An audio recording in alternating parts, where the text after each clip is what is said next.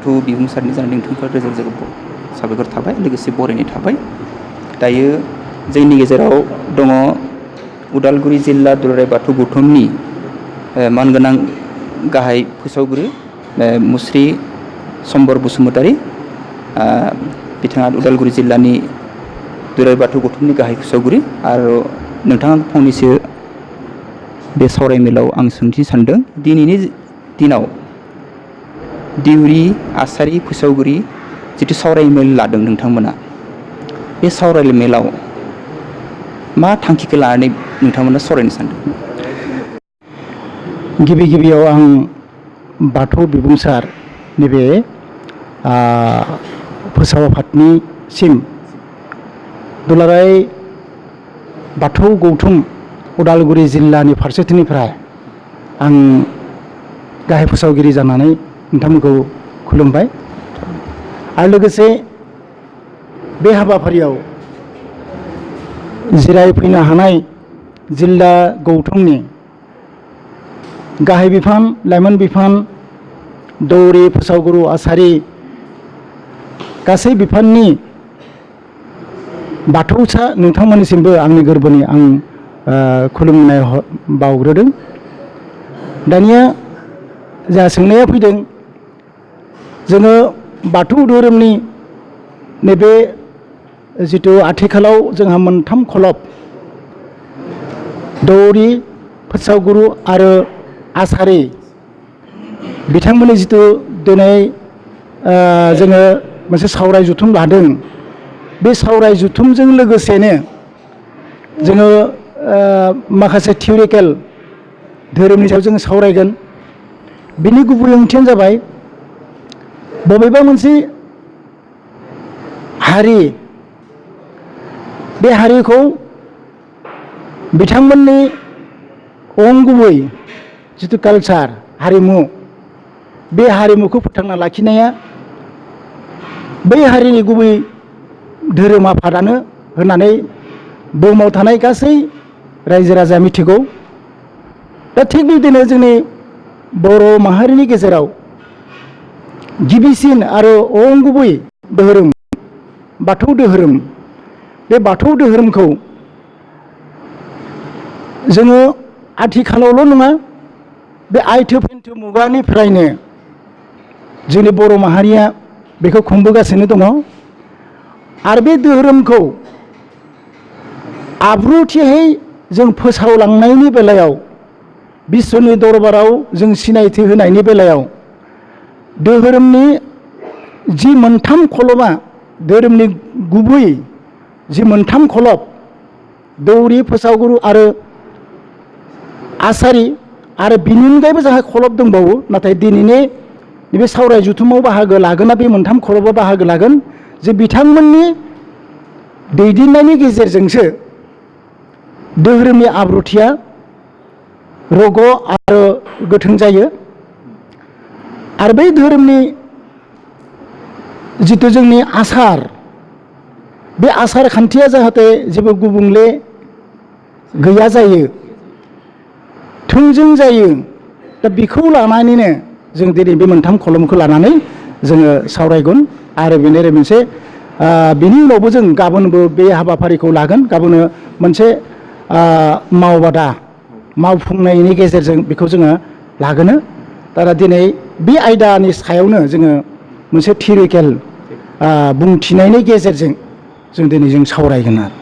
आरो जोंनि गुबै थांखिया बेनो, बिश्वनि दरबाराव जोंनि बर'नि जि गिबि आरो गुबैसिन धोरोम बाथौ धोरोमा जाहाथे मोनसे गोसारलायो आरो बयबो सुबुङा जाहाथे बेखौ सासे सुबुंनि असे धोरोम होननानै बिथांमोना मिथिनो हायो। बेखौ लानानै जों एसे सांग्रांथियै जों ओंखारबोदों। आरो दा बेनो माबाफोर धोरोमनि बेलायाव आसार खान्थिखौ लानो मा आयदाखौ लानो दिनै जोङो गिबियै जोंहा सुबुं माहारिया मोनबा बान्दो जोंहा दङ। बे जाबाय दोरसि, जोनोम, हाबा, रयनाय आरो थैनाय। दिनै जोङो जुदि 5 नं जिथु जोंहा सुबुं जिउनि बेलायाव 5 नं जिथु बान्दो थैनाय बान्दो बे थैनाय बान्दोखौ दाना थैनायनिफ्राय जोबजाब फानग्रा आसारसिम जों बे हाबाफारिखौ लानानै जों सावरायो। औ सारादुनि सोमोन्दै बेखौ जोङो सावरायो माने सोमोन्दै औ औ बे गोथै सावनाय फबनायनिफ्राय आदि खालामनानै जोङो नैबे सारादु खुंनायसिम सुबुंखौ जोङो जोंनि सुबुंनि गेजेराव थैनाय सुबुंखौ जों बिदाय होनाय होननानै जों सानना लायो। बै समसिम जों बेखौ जों सावरायगोन। माने सारादुआव हयथ' एसे खिलिमिलि बेले बेजेखौ माने सुद्रायनाय थांखि लागोन। बे निस्सय जोंनि गेजेराव बे नट अनलि बड' दे बा नट अनलि बाथौल'सो जे जोंहा मोनसे गुलाय गुजाया बा एसे गोनो गोथोआ दङ बे नङा। बे दुलाराय बुहुमावनो गासै धोरोमनि गेजेराव मोनसे एसेबाबो गुलाय गुजाया मत बिर'धा थाखायो। थिग बिदिनो जोंनि बाथौनि गेजेरावबो निस्सय थाखागोन दंखायो। दा बेखौनो जों जेसेबांनो हायो सुस्रांनायनि गेजेरजों नाजागोन आरो बिश्वनि दरबाराव जोंनि गोथों जिथु नेमखान्थि बे नेमखान्थिखौ जोङो फोसावनो थाखाय। आदसा गाबोन सानसे सावरायमेल लादों नोंथांमोना बे सावरायमेला मा थांखि लागोन? बे गाबोननि जिथु सावरायमेल बे सावरायमेला नैबे दिनै जिथु जोङो बुंथिनायनि गेजेरजों जों जे हाबाफारि लादों बेखौनो जों गाबोन मावफुंनायनि गेजेरजों प्रेक्टिकेलि जोङो सासे गोथां मानसिखौबो गोथैजों साजायगोन। बे गोथैया दाना सुबुङा थैयोब्ला बे जिब मात्रनो बे माबा दंखायो उजियोब्ला बेहा थैनाय थाखायो बा मानसियाबो बिदिनो जिब बे जोनोम लायोबा सानसे थैयो। बे थैयोब्ला बे थैनायनि उनाव जोंहा गोथां सुबुंफोरा मा मावनो गोनां दं। जेरै गोथैखौ न' सिंनिफ्राय बाहेराव बरननायनिफ्राय फिसा बेला एकदम जोबजासिम नैबे फानग्रा आसारसिम थानाय सारादु सिमहालागै जोंनि जिथु हाबाफारि थागोन प्रेक्टिकेलि मावफुंनायनि गेजेरजों जों बेखौ मावफुंनाय दिन्थिनानै जोङो गाबोननि हाबाफारिखौ जों लागोन। दा बे गाबोननि हाबाफारिया बे दिनैनि सायावनो जागोन। दिनै जों जिथु आयदाखौ लानानै सावरायगोन बे जाबाय जोंहा थियरिकेल जों बुंथिनायनि गेजेरजों बेखौ माबागोन सावरायगोन आरो बेखौनो गाबोनो मावफुंनायनि गेजेरजों जों खामानिखौ मावफुंगोन आरो। आदसा नोंथाङा उदालगुरि जिल्ला दुलाराय बाथौ गौथुमनि गाहाय फोसावगिरि हिसाबै गावनि बेक्तिगत माबाफोर बुंनो सानदों नामा बे सावरायमेलाव? आंनि बे साबायखर नोंथाङा जिथु सोंथि बेवहाय सोंबाय जे नंगौ बेवहा आंल' नङा आसलथे बेवहाय हयथ' गुबुन गुबुन जोंनि बाथौसाफोरा बा बेयाव बाहागो लागिरिफोरा बिथांमोना निस्सय गावसोरा मोनथिनो लुबैनाय बाथ्राखौ बेवहाय बिथांमोना फोसावगोन।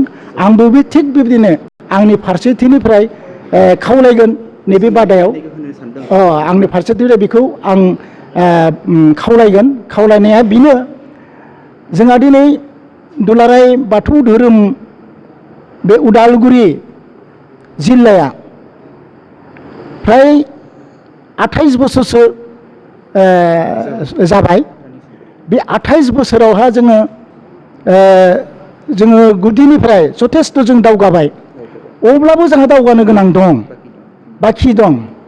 बे दावगानो गोनां खिनिखौ जों बयबो बेयाव बाथौसाफोरा थारमाने बिबानगिरि बिथांमोना बयबो जाहाथे गोसोआव जेबो एना एनि गैयाजासे खौसेथि जोंनो बिधाना जिथु थिनदों जोंहा बे बिधान दङ बिजाब दङ धोरोम बिजाब दङ। बे धोरोम बिजाबा जोंखौ जि थिनदों बे थिननाय बायदिनो जों थांनांगौ होननानै आं गासै बिबानगिरि बिथांमोनखौ आं गुरैयै खावलायगोन। आरो बेनो निस्सय जोंनि दुलाराय सुबुं माहारिनि गेजेराव मोनसे गोथों लामाखौ आसि दिन्थिना होगोन बिथांमोननि साननायनि गेजेरजों मावनायनि गेजेरजों आं बेखौ सानो आरो बेखौनो आं फोसावगोन आरो। साबायखर थाबाय नोंथांनिसिम जोंनि बाथौ बिबुंसारनि जानानै सोंनाय फिन्नायनि मोननायनि थाखाय खुलुमनाय थाबाय।